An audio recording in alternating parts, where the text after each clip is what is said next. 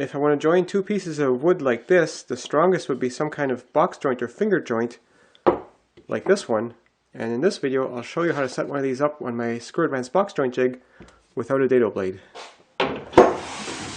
For a 1/4 inch joint spacing, it's best to switch over to the 48 tooth gear, and I'll mesh that against the 12 tooth gear, which will give me 4 turns on the threaded rod for every turn on here. And with 16 threads per inch on this threaded rod, that means every turn on this crank will move the carriage by a 1/4 inch.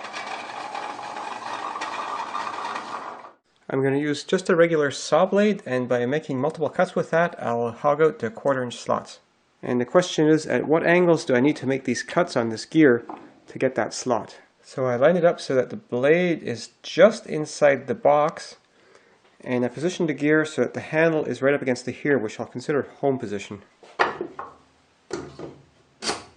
Now for my setup, I'll make the first cut 1/4 inch in. That's just one turn on this wheel, and I'll make that cut.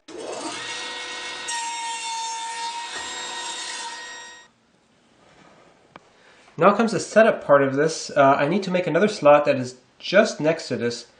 So I need to move over, and I'm going to start from the same side and just make sure that I'm going to be cutting flush with where the other one is, and that should be about here. So I'm going to use a piece of electrical tape to mark that gear position. Now this position here is going to be the start of a 1/4 inch slot. And then if I go all the way over here, if I went a full 1/4 turn, that would move by a 1/4 inch, but I want to do it less than the thickness of the blade. And I already established that going to here is actually going to cut it all the way out to this position, because this arc here represents the thickness of the blade. So I just have to cut here and cut here, except that will leave a gap, so I'll make another cut halfway in between. And just for convenience, I'm going to also mark that with a piece of tape. And now it's time to cut a test joint, and I'm just going to use the other end of this piece of wood and another piece of wood which I'm offsetting by a 1/4 inch, and I'll clamp both of those.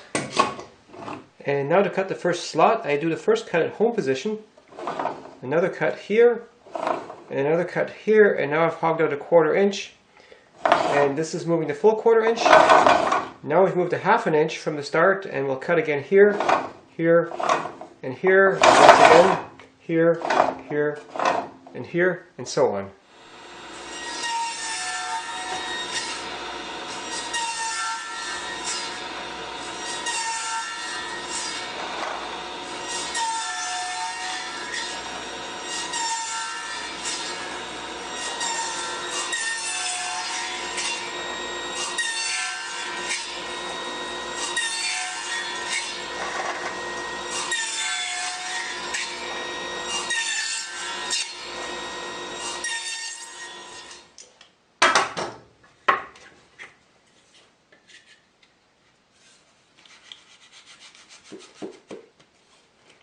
Now this joint is too tight, because if I put glue in there, that'll be really hard to assemble.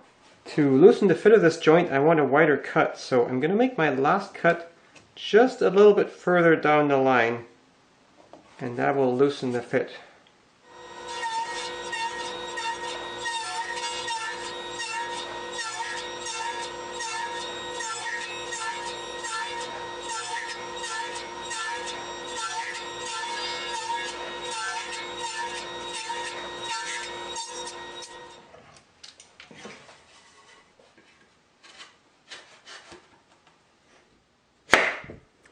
Still on the tight side, but I'll leave it at that.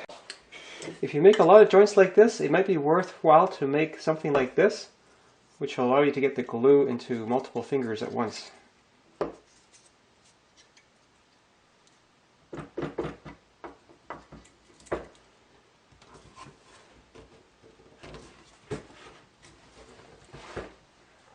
I think I've got enough glue in there.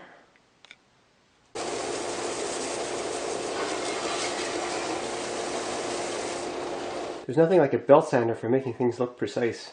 With this joint being just a demonstration piece, I figure I might as well break it to see how strong it is.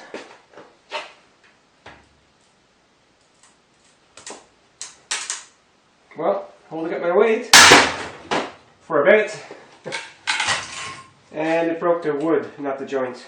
I guess for softwoods, the slow growing stuff is much stronger because this part grew real fast and it just broke apart.